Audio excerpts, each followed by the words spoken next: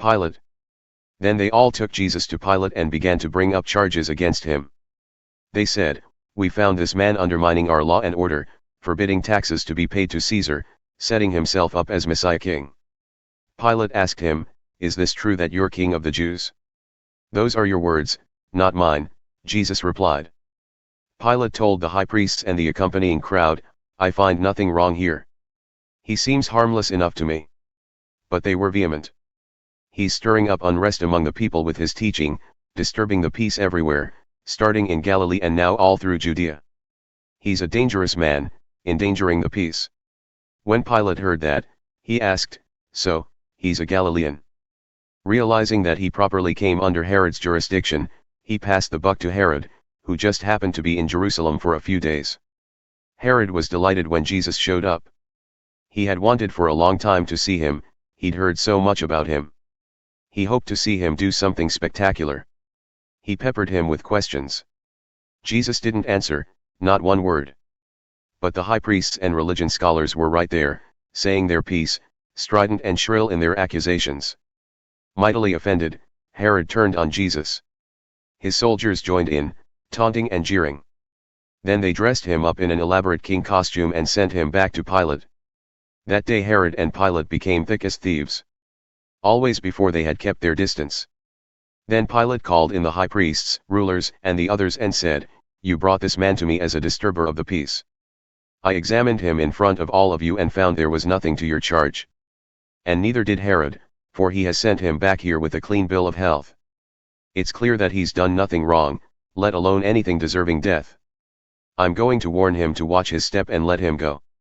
At that, the crowd went wild, "Kill him. Give us Barabbas." Barabbas had been thrown in prison for starting a riot in the city and for murder. Pilate still wanted to let Jesus go, and so spoke out again. But they kept shouting back, "Crucify! Crucify him!" He tried a third time. "But for what crime? I've found nothing in him deserving death. I'm going to warn him to watch his step and let him go." But they kept at it, a shouting mob, demanding that he be crucified. And finally they shouted him down. Pilate caved in and gave them what they wanted. He released the man thrown in prison for rioting and murder, and gave them Jesus to do whatever they wanted. Skull Hill. As they led him off, they made Simon, a man from Cyrene who happened to be coming in from the countryside, carry the cross behind Jesus. A huge crowd of people followed, along with women weeping and carrying on. At one point Jesus turned to the women and said, "Daughters of Jerusalem, don't cry for me. Cry for yourselves and for your children. The time is coming when they'll say, 'Lucky the women who never conceived. Lucky the wombs that never gave birth. Lucky the breasts that never gave milk.' Then they'll start calling to the mountains, 'Fall down on us.' Calling to the hills, 'Cover us up.' If people do these things to a live, green tree, can you imagine what they'll do with dead wood?" 2 others, both criminals, were taken along with him for execution. When they got to the place called Skull Hill, they crucified him, along with the criminals, one on his right, the other on his left. Jesus prayed, "Father, forgive them, they don't know what they're doing." Dividing up his clothes, they threw dice for them. The people stood there staring at Jesus, and the ringleaders made faces, taunting, "He saved others. Let's see him save himself. The Messiah of God, ha. The chosen, ha." The soldiers also came up and poked fun at him, making a game of it. They toasted him with sour wine, "So you're king of the Jews? Save yourself." Printed over him was a sign, "This is the King of the Jews." One of the criminals hanging alongside cursed him, "Some Messiah you are. Save yourself. Save us." But the other one made him shut up, "Have you no fear of God? You're getting the same as him. We deserve this, but not him, he did nothing to deserve this." Then he said, "Jesus, remember me when you enter your kingdom." He said, "Don't worry, I will. Today you will join me in paradise."